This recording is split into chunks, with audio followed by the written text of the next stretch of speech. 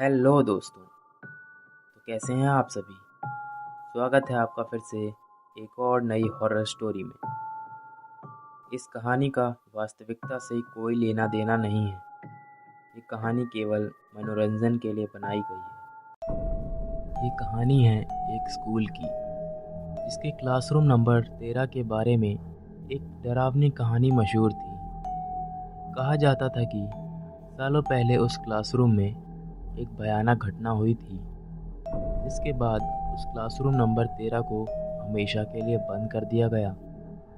अफवाह थी कि एक टीचर ने अपने एक स्टूडेंट को पनिशमेंट में वहाँ स्कूल की छुट्टी के बाद रुकने की सज़ा दी थी, लेकिन वो स्टूडेंट उसी कमरे में गायब हो गया और उसका कभी पता नहीं चला। तो इन्हीं अफवाहों को सुनकर उसी स्कूल के 5 दोस्तों का ग्रुप एक प्लान बनाता है कि वो स्कूल के बाद क्लासरूम नंबर 13 में जाएंगे और सच का पता लगाएंगे। तो जैसे ही उनकी स्कूल की छुट्टी होती है, वो पांचों चुपके से क्लासरूम नंबर 13 के एक कॉरिडोर में पहुंचते हैं।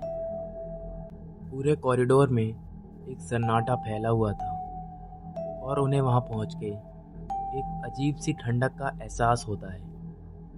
उन पांचों को अब थोड़ा थोड़ा डर लगने लगा था, और जैसे ही वो उस क्लासरूम के दरवाजे के पास पहुंचते हैं, वो दरवाज़ा चरमराते हुए अपने आप खुल जाता है। वो क्लासरूम के अंदर जाते हैं और देखते हैं कि वहाँ धूल से ढकी हुई पुरानी डेस्क और टीचर की मेज़ पर पड़ी एक खुली नोटबुक थी।